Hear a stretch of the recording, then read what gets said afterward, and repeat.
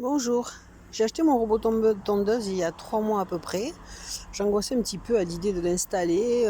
J'ai regardé plusieurs vidéos, plusieurs tutos sur internet. Je me dis, est-ce que je vais être capable de mettre le câble, la périphérie.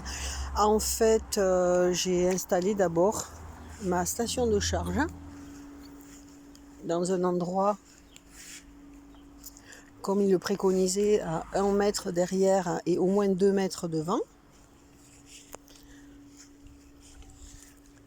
En fait, finalement, j'ai fait démarrer mon fil en le passant bien au milieu de l'axe.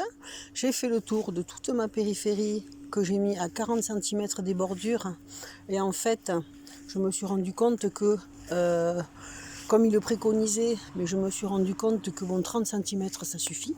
Parce qu'en fait, quand il arrive sur le fil de périphérie, il a besoin que de 20 cm pour tourner.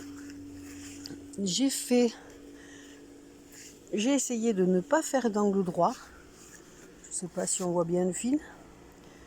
J'ai entouré un espèce de petit jardin que je me suis fait justement pour moins avoir à tondre. Que j'ai séparé, mais là il va falloir que je bouge le fil, que j'ai séparé de 5 cm. Et en fait finalement, je voulais qu'il fasse le tour de mon parterre, mais il ne le fait pas. Il continue tout droit. Donc j'ai fait donc toute ma périphérie. Je l'ai fait. Il fait le tour de la piscine.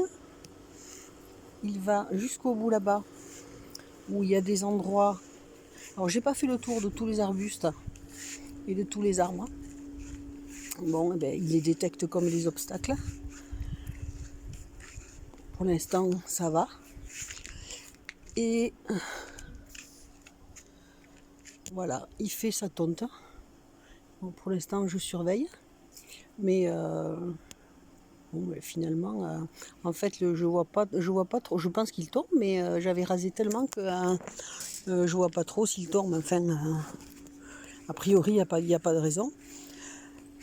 Alors, ce qu'il faut savoir, parce que j'ai lu le bouquin, bon, en long, en large, en travers, mais des petites choses que je n'avais pas compris dès le départ.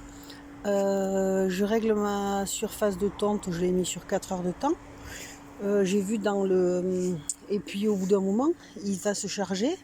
Ils disent qu'il repart, une fois qu'il a fini sa charge, qu'il repart s'il n'a pas fini le travail, sauf que le temps de charge est compris dans le temps qu'on lui donne au début. Donc ce qui fait que moi, dans mes 4 heures, une fois qu'il a fait 3 heures, il retourne à sa base, tout seul.